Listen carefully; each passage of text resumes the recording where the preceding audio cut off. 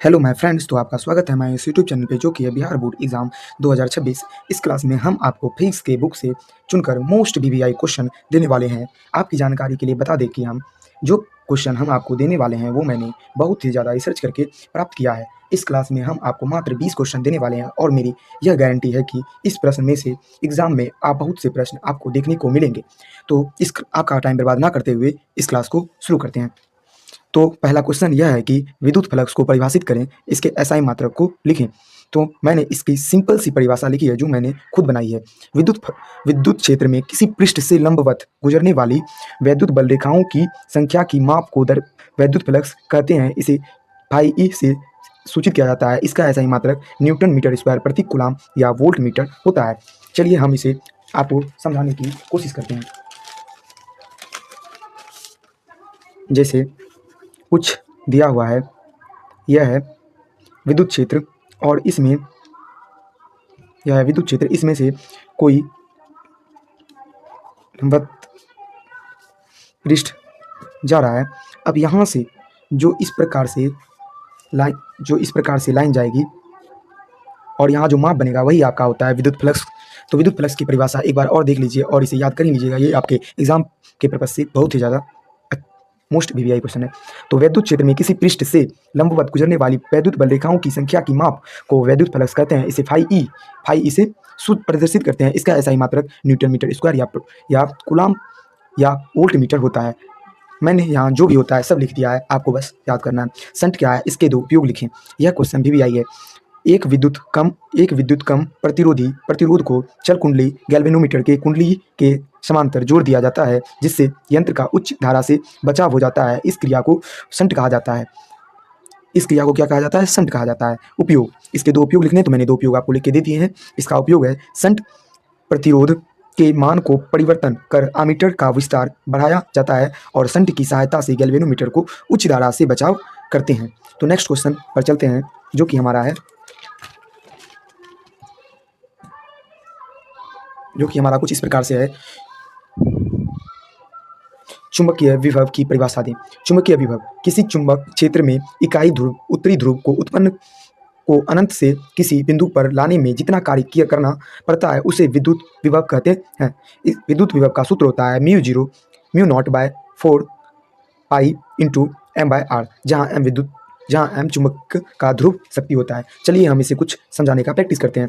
जैसे कोई यहाँ एक पॉजिटिव चार्ज है या नेगेटिव चार्ज है, तो जब हम किसी भी पॉजिटिव या नेगेटिव चार्ज को किसी एक जगह से दूसरी जगह पर लाते हैं, अनंत से जब किसी जगह पर लाते हैं, तो इसके बीच में यहाँ से यहाँ आने में जितना कार्य किया जाता है उसे ही विद्युत विभव कहते हैं। तो चलिए नेक्स्ट क्वेश्चन पर, जो कि हमारा है नमन कोण की परिभाषा लिखें।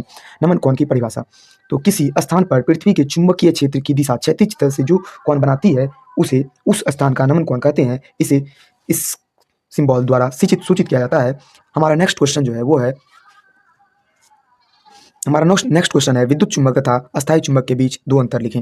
यह क्वेश्चन मोस्ट वीवीआई है। इस क्वेश्चन को आप जरूर याद कर लीजिएगा। विद्युत चुंबक और अस्थायी चुंबक में दो अंतर लिखें। मैंने यहाँ दो नहीं 4 दे दिया है, आपको बस 2 याद करना है, ठीक है। तो चलते हैं।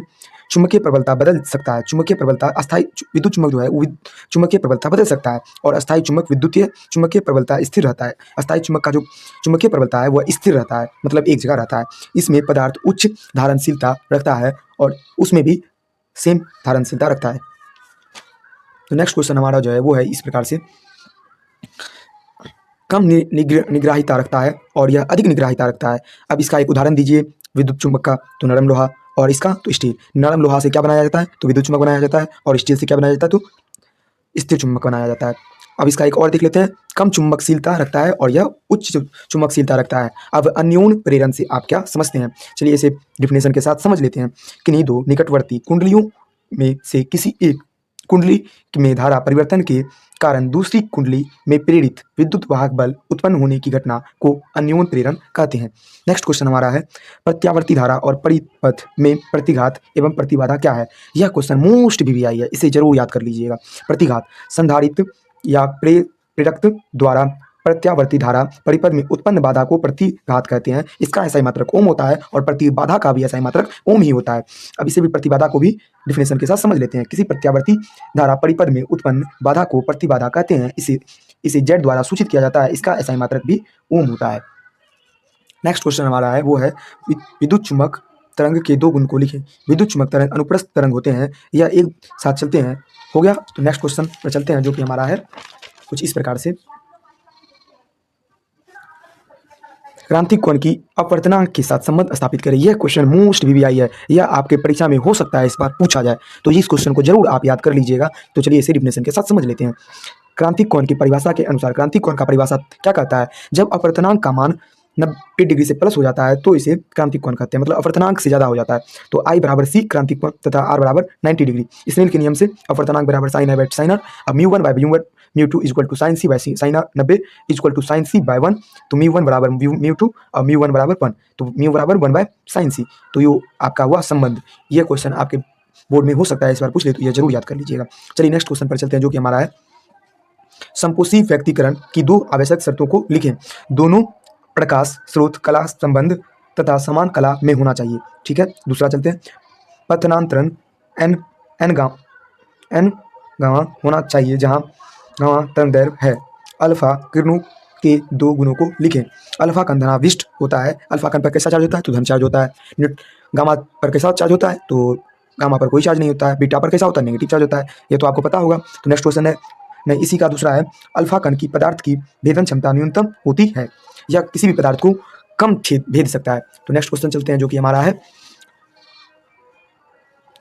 द्विधारी अंक पद्धति को समझाएं। द्विधारी अंक संख्या पद्धति एक पद्धति है जिसमें डिजिटल सिंगलन को दो मान 0 तथा 1 से प्रदर्शित किया जाता है। इसका आधार 2 है। यह पद्धति विद्युतीय तथा इलेक्ट्रॉनिक विघटनों में उपयोग किया जाता है जिसमें ऑन के लिए 1 तथा ऑफ के लिए 0 को प्रयोग करते हैं। आवेश संरक्षण का सिद्धांत क्या है? आवेश संरक्षण का सिद्धांत क्या है? यह मोस्ट वीवीआई क्वेश्चन है, इसे जरूर याद कर लें। आवेश संरक्षण का सिद्धांत बेंजामिन फ्रैंकलिन ने दिया था। इसके अनुसार विद्युत आवेश को ना तो उत्पन्न किया जा सकता है और ना ही उसे नष्ट किया जा सकता है, बल्कि इसे एक रूप से दूसरे रूप में स्थानांतरित किया जाता है। यह ब्रह्मांड में सदैव ही संरक्षित रहता है। अब इसे आप ऐसे याद करिएगा, आवेश संरक्षण का सिद्धांत सबसे पहले किसने दिया था? तो बेंजामिन फ्रैंकलिन ने किया था। आप सब्जेक्टिव को याद करते हैं ना, तो आपको ऑब्जेक्टिव याद करने की कोई जरूरत नहीं है, क्योंकि सब्जेक्टिव से ही ऑब्जेक्टिव का निर्माण होता है। तो चलिए नेक्स्ट क्वेश्चन पर चलते हैं जो कि है आपका विद्युत क्षेत्र की तीव्रता से आप क्या समझते हैं? Most VVI question. विद्युत क्षेत्र के किसी बिंदु पर रखा एकांक धनावेश जितने बल को अनुभव करता है उसे उस बिंदु पर विद्युत क्षेत्र की तीव्रता कहते हैं। इसका एसआई मात्रक न्यूटन कूलम्ब होता है। ठीक है, तो नेक्स्ट क्वेश्चन पर चलते हैं जो कि हमारा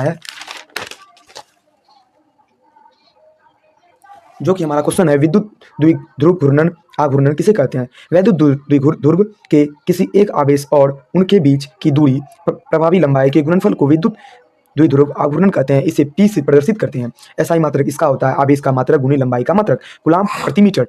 अब परावैद्युत शक्ति एवं आपेक्षिक परावैद्युतांक को परिभाषित करें। यह क्वेश्चन आपके एग्जाम व्यू से मोस्ट वीवीआई है। तो चलते हैं इसे परिभाषित करते हैं। परावैद्युत शक्ति वैद्युत क्षेत्र की तीव्रता का वह अधिकतम मान जहां तक परावैद्युत माध्यम अचालक बना रहता है परावैद्युत शक्ति कहलाता है। ठीक है, अब चलते हैं आपेक्षिक परावैद्युतांक।